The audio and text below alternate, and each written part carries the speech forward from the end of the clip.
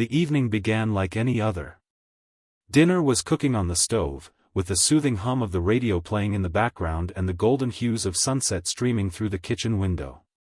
My husband, Daniel, sat at the table, scrolling through his phone, his big shoulders bowed slightly as he nodded absently to whatever I was saying. We'd been married 5 years, and our routines had become comfortable, regular, and safe. Perhaps too safe. I don't even recall what prompted the joke.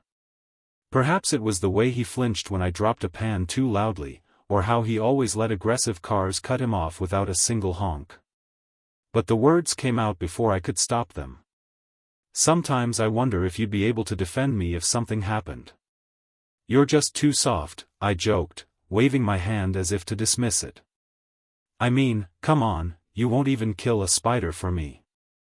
I knew I had crossed a line as soon as the words left my mouth. Daniel's face remained frozen, his knuckles widening over his phone. The air between us thickened, charged with something I couldn't identify. He stood up without saying a word. His chair scraped against the floor, creating a loud sound in the sudden silence. He walked to the door, got his jacket, and departed. Just like that. I glanced at the closed door, my heart racing. This was not like him. Daniel never stormed out. He was the type of man who talked things out and swallowed his pride to keep the peace. I waited for him to return, laugh it off, and tell me I was being ridiculous. But the minutes passed into an hour, then 2. My texts remained unanswered. My calls rang out. By midnight, fear had set in. I called his brother and his acquaintances. No one had seen him. The police indicated they couldn't file a missing person report yet. He's a grown man, the officer replied calmly. He'll probably come home when he's ready, but I recognized Daniel. He would not simply disappear. Not unless anything went horribly wrong. 3 days had passed with no news. I slept very little, leaping at every sound in the hopes that it was the front door opening. Then, on the 4th morning, a knock sounded throughout the house. I ran to the door, my pulse racing, but it wasn't Daniel. A stranger stood there, his face stern. "Mrs. Carter?" he asked. When I nodded, he handed me the envelope. "Your husband asked me to deliver this." My hands shook as I ripped it open. Inside was a single sheet of paper with the words, "Prove it." I did not comprehend. What do you want to prove? Could he protect me? That he was not weak? The ridiculousness of it all overwhelmed me. This wasn't just a tantrum, it was something different. Something purposeful. That's when I discovered the second item in the envelope, a key. Small and simple, it was fastened to a tag bearing Daniel's handwritten address. The location directed me to a storage unit on the outskirts of town. The room was dimly lighted, and the air was thick with dust. My heart raced in my ears as I inserted the key into the lock and rolled up the door. Inside, the room was empty except for one chair and Daniel, who sat in it with his hands chained and a blindfold over his eyes. My breath caught. He was not alone. A stranger emerged from the shadows, a man I had never seen before, his smile chilly. "It took you long enough," he remarked. When Daniel heard my voice, his head shot up. "Run," he urged. "Please, just run." But I could not. Because this was not just a test. This was real. And my joke had put everything in motion. The story would continue from here, revealing that Daniel had been concealing a terrible past, one in which he had walked away from a life of violence to protect me. My careless remarks had rekindled an old enemy's resentment, pushing him to confront the exact thing he'd attempted to avoid. The twists would come quickly, betrayals, hidden alliances, and the terrifying conclusion that the guy I married was not who I thought he was. As the risk grew, I was forced to reconsider everything, including my beliefs about strength, the value of love, and if words could ever truly be taken back. The conclusion would pit us against insurmountable odds, with Daniel demonstrating his willingness to go to great lengths to defend me, not because he was weak, but because he had always been stronger than I could have imagined. In the end, the story would leave readers breathless, questioning the significance of their own words and the secrets we conceal from those we care about. Because sometimes the most dangerous thing isn't the enemy lying in the shadows, it's the reality we refuse to see. The man standing alongside Daniel was tall, with a slender but muscular physique. His eyes were dark and calculating, and his lips twisted into a smile as he observed me processing the situation. My body froze, torn between running to Daniel and fleeing. The air smelled like damp concrete and something metallic, perhaps fear or blood. "Who are you?" I questioned, my voice quivering. The stranger chuckled. "Let's just say your husband owes me something. And thanks to you, he finally decided to pay up." Daniel struggled against the restraints. "Lena, get out of here," his voice sounded raw and urgent. I should have listened. But something inside me snapped, guilt, perhaps, or the horrifying knowledge that this was my responsibility. I took a step forward instead. "What do you want?" He inclined his head, amused. "I want him to admit he's not the saint you think he is." He took out a knife from his pocket, the blade glinting in the flickering fluorescent light. "See, Daniel here used to be someone else.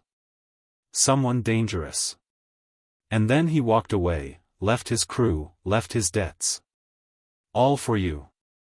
He put the knife against Daniel's throat, not hard enough to break skin, but hard enough to make my stomach heave. "But you just had to call him weak, didn't you?"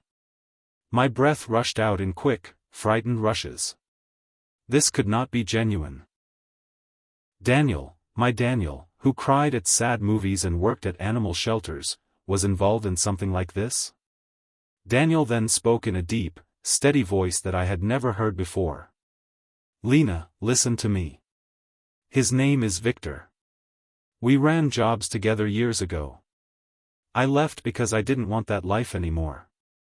But he thinks I owe him." His jaw was clenched. "And now he's using you to get to me." Victor laughed. "Ah, how sweet. The big, bad protector." He was staring at me. "You really think this man is harmless? Ask him about the warehouse fire. Ask him about the man who disappeared after crossing him." My mind whirled. I gazed at Daniel, trying to recognize the man I knew. But his expression was different, harder and colder. A stranger's face. Victor went on, "Here's what's going to happen. You're going to walk out of here, forget you ever saw me, and Daniel's going to finish what he started all those years ago. One last job. Or else." He trailed off, sliding the knife lightly down Daniel's arm, leaving a tiny crimson line in its wake. Daniel's gaze met mine. And in that moment, I witnessed something that crushed me, resignation. As if he had already accepted his fate. But I had not. "No," I answered, my voice more composed than I felt. "You want to show he's not weak? Fine, but you're not going to take him." I went into my handbag, locking my fingers around the small can of pepper spray I always carried. Victor's sneer wavered. "Cute. You really think?" I did not let him finish. I surged forwards and sprayed. Chaos erupted. Victor shouted and clawed at his eyes. Daniel called out something, but I was already behind him, fumbling with the ropes. My hands shook, but the knots loosened. Daniel threw me back as soon as his hands were free, while Victor swung the knife recklessly. Then everything happened too quickly. A struggle. A grunt of pain. A jarring thud. Victor lay on the ground, lifeless. Daniel hovered over him, breathing heavily, his knuckles splitting. He turned to me, his expression unreadable. "We have to go. Now." I did not move. "Is he?" Daniel didn't respond. He simply grabbed my arm and pulled me toward the door. Outside, the night air hit me hard. Daniel did not talk as he hauled me to the car. It wasn't until we were flying down the highway that I discovered my voice. "Who are you?" He tightened his grasp on the steering wheel. "Someone who loves you enough to walk away from everything. But you were right about one thing, Lena."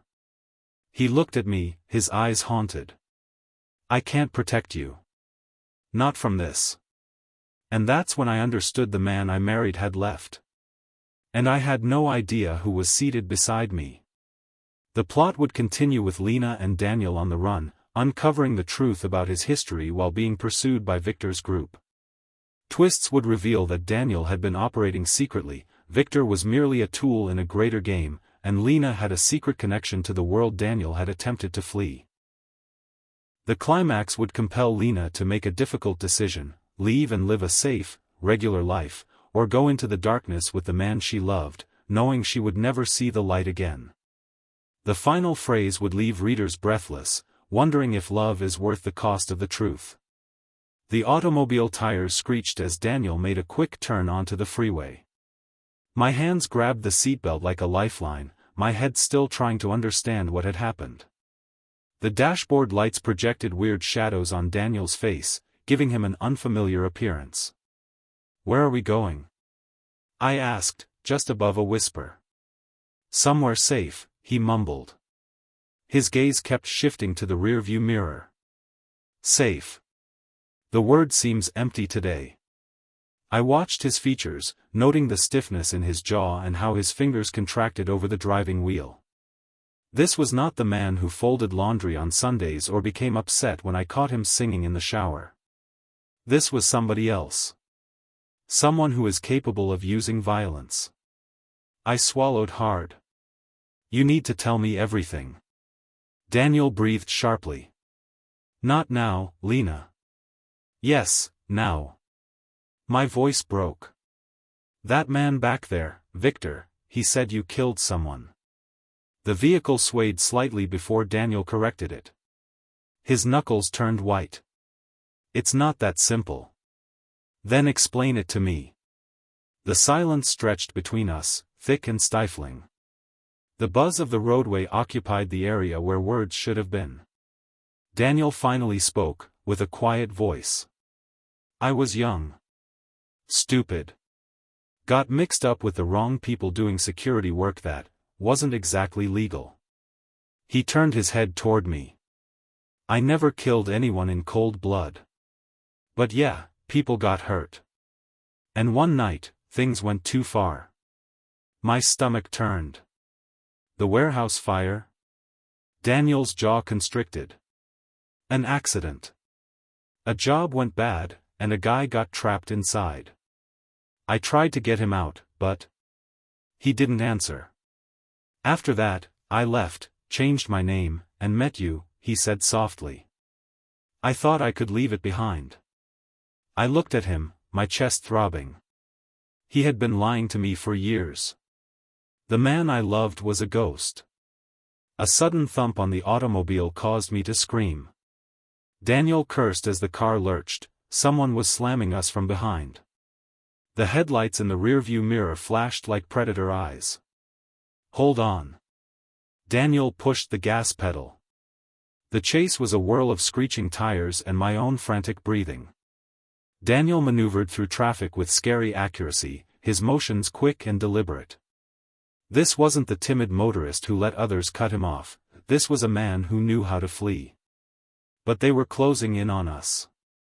A bullet broke the rear window.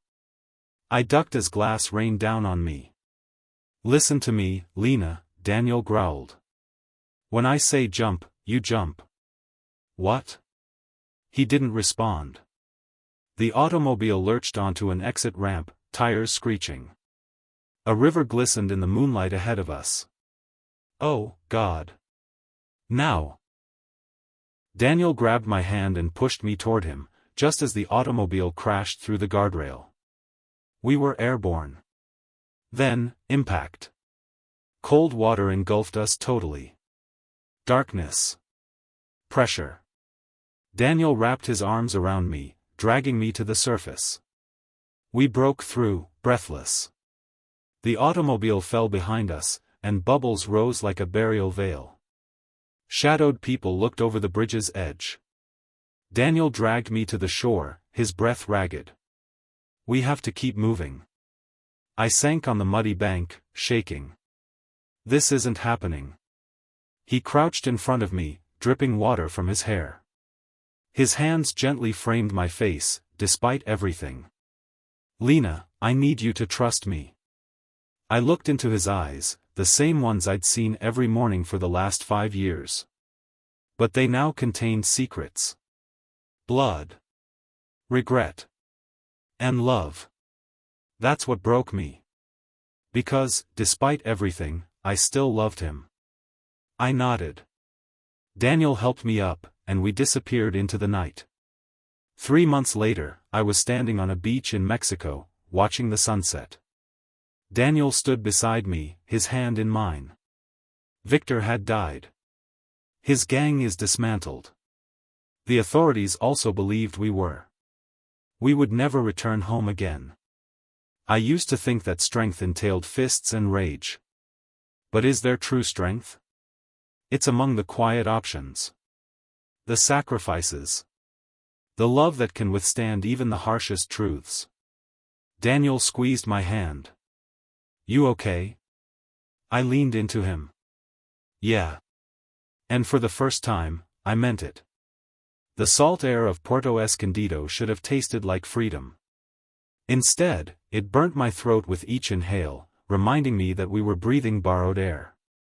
Daniel kept telling me we were secure now, that Victor's organization had crumbled following his murder, but I still jumped at every shadow. 6 weeks into our banishment, the dreams were less frequent. I could almost believe this was simply an extended vacation, until I noticed Daniel standing shirtless in our little bathroom, stitching up a knife wound he'd sustained, just being careless.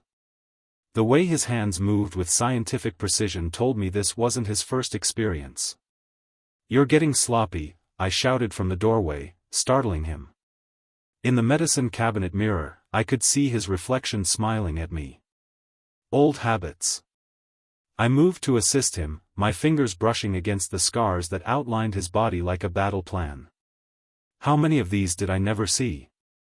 Enough to know I was lucky. He turned and took my hands. But not as lucky as when I met you. The moment hovered between us, delicate like sea foam. Then, the front door exploded inward. 3 males entered our casita, pistols drawn. The leader, a wiry man with a spiderweb tattoo crawling up his neck, smiled as if Christmas had arrived early. Daniel Carter. Or should I say Daniel Kovac? Before I could blink, Daniel shoved me behind him and grabbed the straight razor from the sink. Spider. Should have known Victor's little brother would come sniffing around. I squeezed against the tiles, my thoughts whirling. The bathroom's window was too small. The only way out was via them. Spider's grin became wild.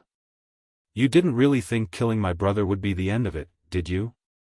We're gonna take our time with you. And your pretty wife?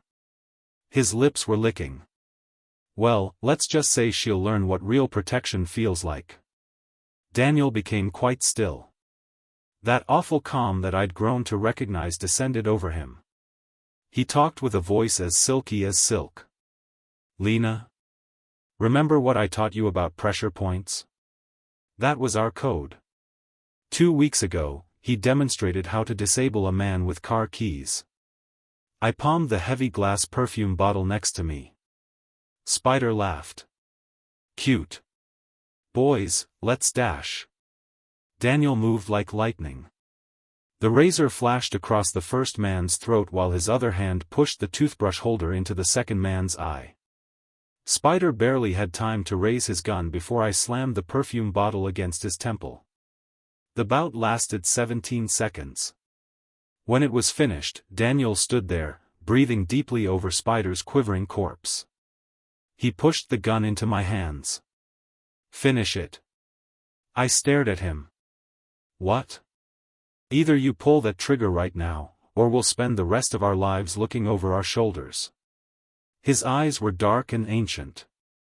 This is the life I tried to spare you from. The gun weighed 1,000 pounds. Spider whimpered at my feet, blood spilling from his lips. I remembered our former apartment. Daniel hummed off-key in the shower. He'd cry at those darn ASPCA commercials.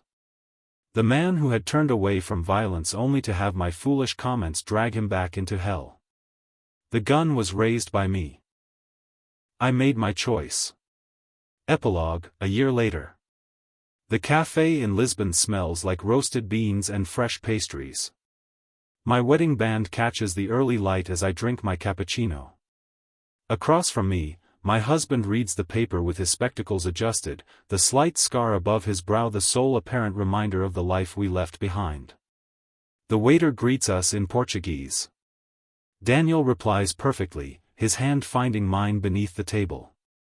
There are no more jokes about protection. There are no more queries concerning the past. Just a peaceful realization that some love stories are not fairy tales. They're ceasefires. As we rushed away from Puerto Escondido, I could still hear the gunshots. Spider's blood had splattered on my sundress, which was the same floral print I had worn on our third date, when we were just normal people with normal problems. Daniel drove with mechanical precision, continually examining his mirrors. Next identity packets are in the glove compartment, he continued, his voice flat. Brazilian this time. You're Maria Souza, I'm Eduardo. I stared at my trembling hands. The odor of cordite clung to my flesh. I just killed a man. Daniel's jaws constricted. You saved our lives. The road blurred in front of me.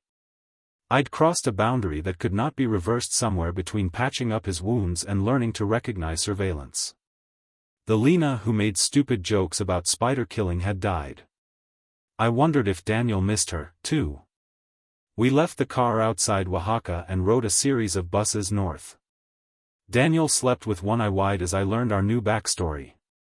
Maria and Eduardo, a schoolteacher and architect from São Paulo, were childhood sweethearts. The photographs depicted a happy couple on the beach.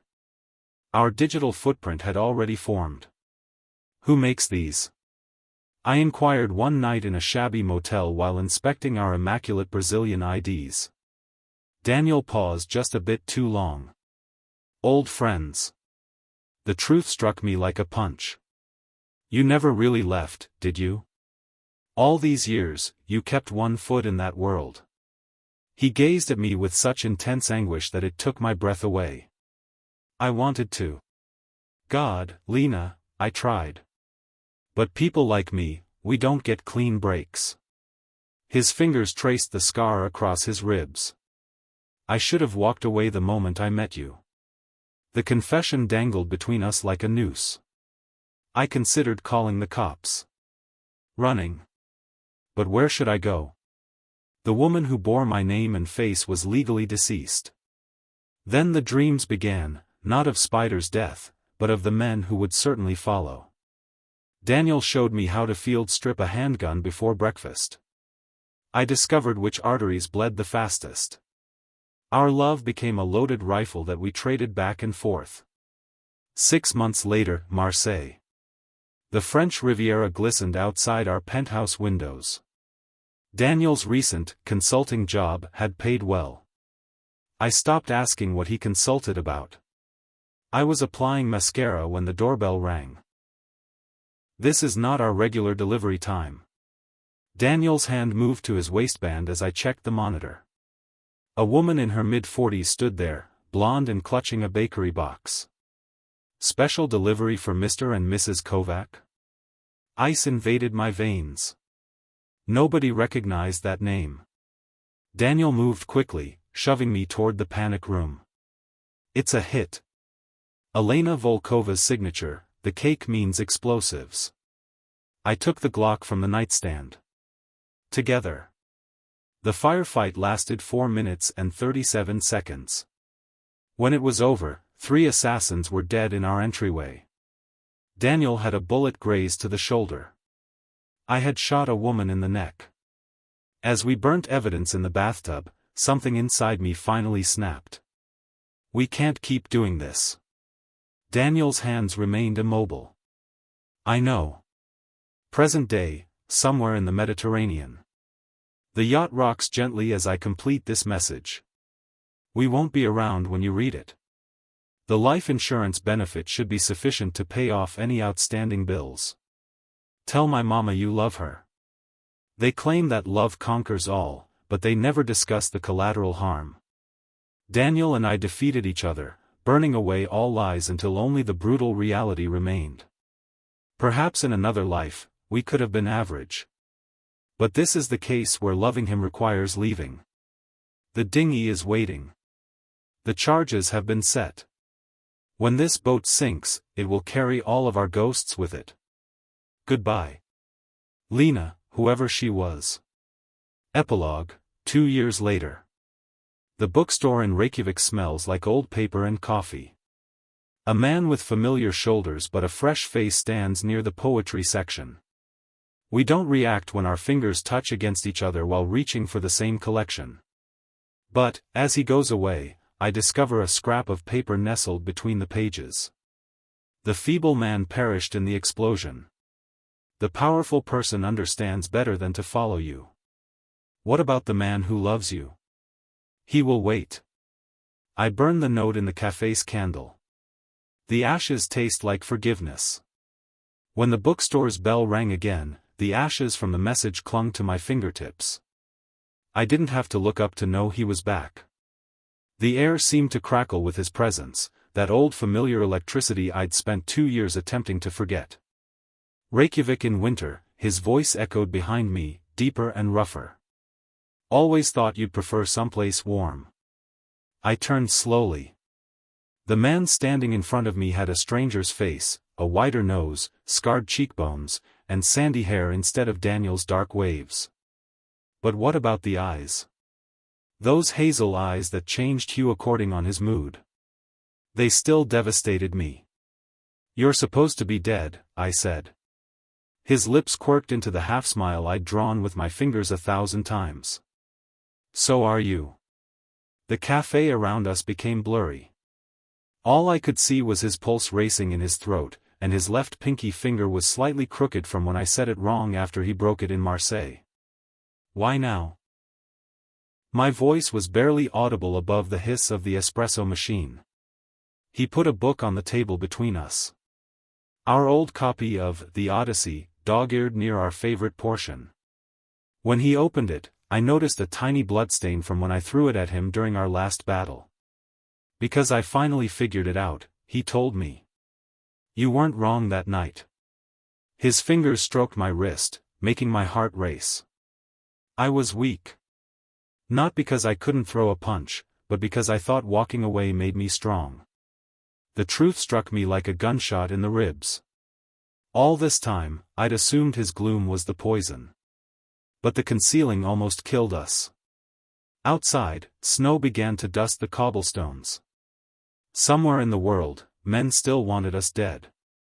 There would always be men who want us dead. Daniel slid the key across the table. There's a cabin north of here.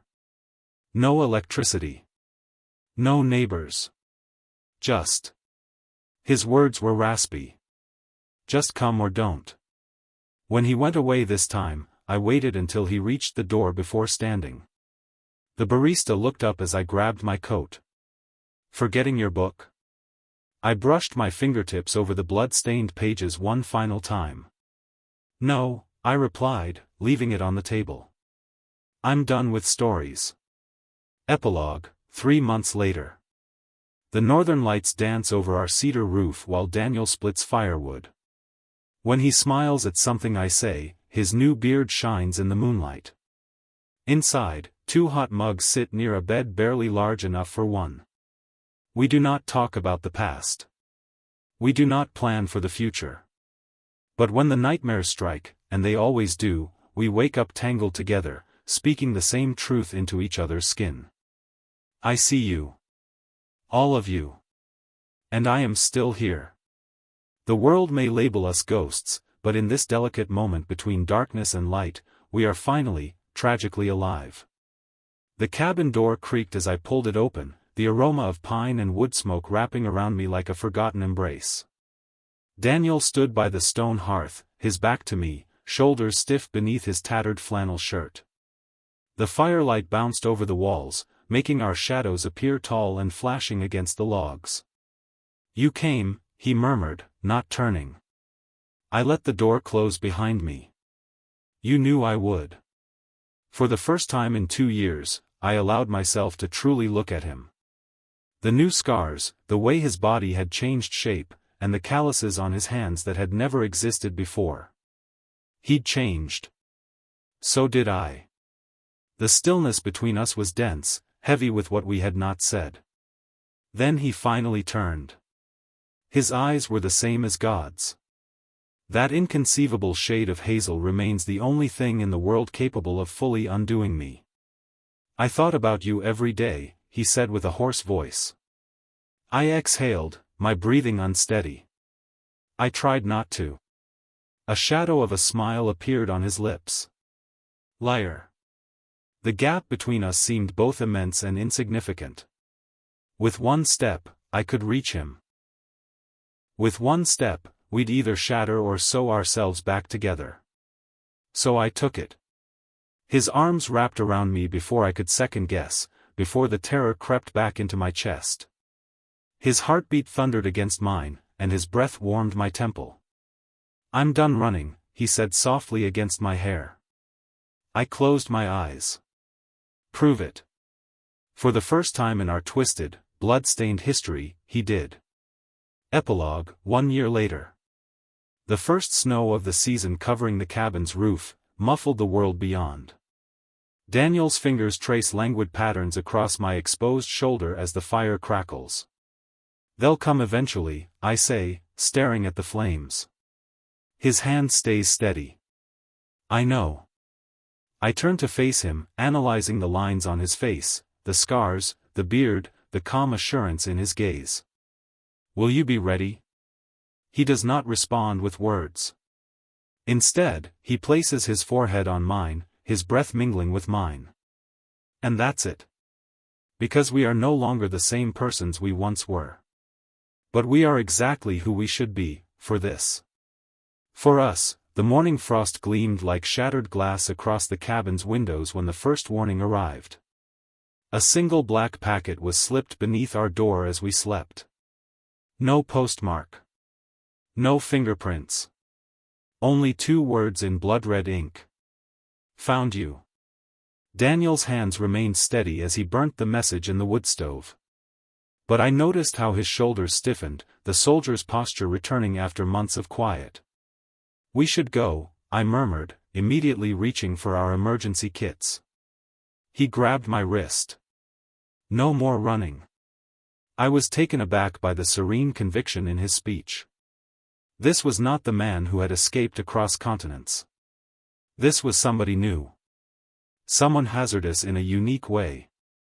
Flashback, 6 months earlier. The knife near my throat went deep enough to draw blood. My instructor's breath smelled like cigarettes and remorse.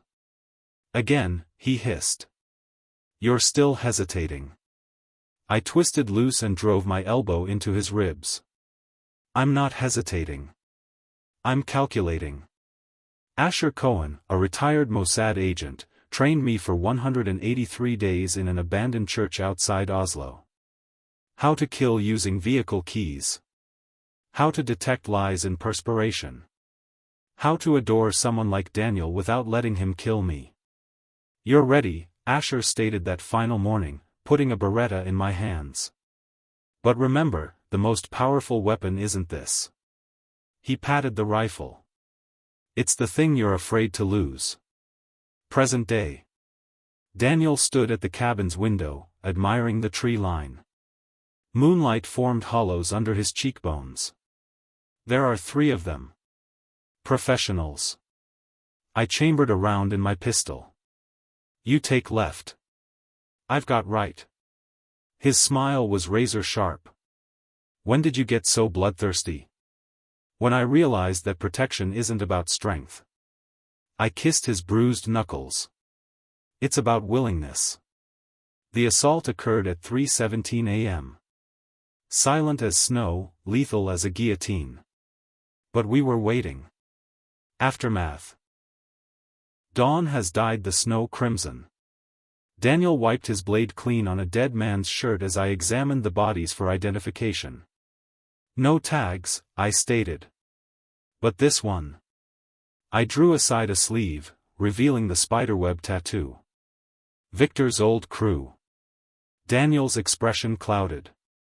They were just the first wave. I glanced at the devastation we'd caused together. The blood on my hands no longer scared me. What worried me was the realization that I had enjoyed it. We can't keep doing this, I muttered. Daniel cupped my face, his thumbs smeared blood on my cheeks. Then we end it. Permanently. A week later, Berlin. The warehouse smelled of diesel and deception. Our informant had been clear, the man tugging Victor's strings would be present tonight. Daniel adjusted the wire. Remember the plan? I checked my watch. I go in at 2100 hours. You have 6 minutes. His kiss tasted like goodbye. Don't miss. The meeting space was all glass and arrogance. When the door opened, my finger tightened around the trigger. Then it froze. The man in the doorway was no stranger. This was Daniel's father. The truth. You, I sighed. Senator William Carter grinned while straightening his $3,000 suit. Lena. Or should I call you Agent Petrov now? The gun shook in my grip. The pieces came together, revealing why Daniel had truly abandoned his previous life. Not because he wanted to. Because his father had instructed him to infiltrate Victor's organization. And Daniel fell in love with me instead. You used me as bait, I saw. To flush out your rogue son. William's expression became pitying. You were always the weakness I needed to exploit. The windows smashed. Daniel landed in a squat, his gun focused on his father's heart. Hello, Dad. Final choice. The standoff lasted 17 seconds. Long enough for William to laugh. You won't shoot me. I made you. Daniel's finger clenched on the trigger. You broke me. I stepped between them. But I rebuilt him. The gunshot sounded like thunder. William slumped and clutched his knee. Daniel had chosen a wound that would not kill. As sirens wailed in the distance, my spouse pushed his forehead against mine. Now we're free. Epilogue, 6 months later. The Parisian café was crowded with ignorant visitors. Daniel read the newspaper while I added sugar to my coffee. The headline read, Disgraced Senator Sentenced for Organized Crime Ties. Happy? Daniel inquired, putting his hand over mine. I examined our entwined fingers, his covered in scars, mine with his wedding band. Not happy. I caught his gaze. Complete. Outside, the Eiffel Tower sparkled in the twilight. Somewhere, new adversaries were emerging. New risks are emerging. But for now? For now, we drank our coffee. And watched the sunset. The gunmetal gray of Parisian daybreak found us on a rooftop near Montmartre, peering through binoculars as Interpol swarmed William's safe house. Daniel's breathing was steady beside me, but his fingers tapped a restless pattern against the concrete ledge. Your father's going to talk, I whispered gently. Daniel adjusted the focus of his glasses. He'll try to bargain with what he knows about us. A cold rushed through me, unrelated to the morning mist. I had spent 6 months feeling we were done. Now the past drew us back in with eager hands. The radio came to life between us. Package is secured, said the staticky voice. Moving to extraction. Daniel's shoulders clenched. That's not the protocol. I saw it a second before he did, the assault team's too-perfect formation, the way their rifles tracked around the structure rather than toward it. A trap.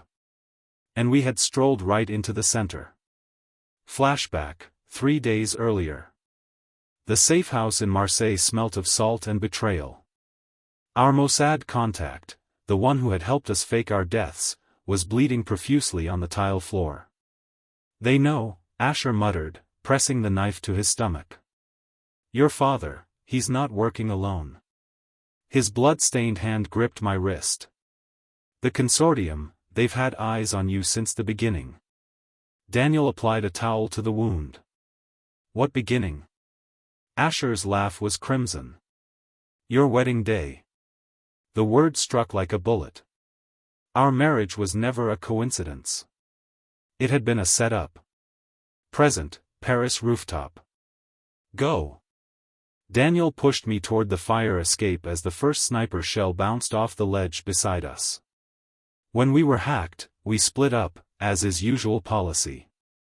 I took the alleys toward the Seine, and Daniel disappeared into the subway. We had practiced the ballet of survival 100 times. However, Daniel was not present when I arrived at our emergency rendezvous at the abandoned bookshop. Instead, a familiar woman sat at our customary table, her manicured fingers turning pages from the Odyssey. "Hello, Lena." My mother-in-law smiled like a politician. "Did you really think it was just William pulling strings?" The truth unfolds. The consortium was not a criminal syndicate. It was a private intelligence network. And Daniel and I? We were hardly star-crossed lovers. We were an experiment. "Compatibility testing," Senator Eleanor Carter explained, pouring tea as if this were a garden party. "Two perfect operatives from rival agencies. Could years of conditioning be overcome by a wave of her hand?" Human sentiment. The teacup smashed on the wall beside her head. "You made us fall in love." My voice was scarcely human. Eleanor dabbed the tea spill from her blouse. "We created optimal conditions. The rest." Her smile became clinical. "Was fascinating to observe. The choice." Daniel discovered me hours later in the catacombs beneath Paris, where we had buried our first set of bogus IDs. His expression told me he knew. "They recorded everything," he explained hoarsely. "Our first fight. Our wedding night. The..." His voice cracked. "The miscarriage." The bone walls seemed to press closer together. All those anonymous dead encircled us, just as we had been surrounded by invisible watchers during our marriage. I expected outrage. Instead, a dreadful calm descended upon me. "Then let's give them a show." Final gambit. The consortium's headquarters in Geneva burnt brilliantly. Eleanor's screaming echoed the fire sirens as we locked her in her own interrogation room. "You can't do this," she exclaimed. "We made you." Daniel threw the remaining gas canister through the smashed window. "Funny. I don't feel grateful." We observed from the tree line as the fire trucks came. The data servers would be reduced to ash by morning. Each recording. Each file. Each twisted experiment. "Where now?" I inquired as the first explosion shook the compound. Daniel's hand touched mine. For the first time in our constructed, manipulated, magical marriage, we had complete freedom of choice. Epilogue, 1 year later. The fishing boat bounced gently on the Andaman Sea. No passports. There is no past. After all of the lies were revealed, just two people picked each other. Daniel pulled in a mackerel, smiling as it sprayed me. "Weak throw," I joked. He kissed me, salt on his lips. "Keep provoking me, Mrs. Carter. Perhaps the game is still being played somewhere. Shadows chase shadows." But here? Here, there was only sunlight. And us.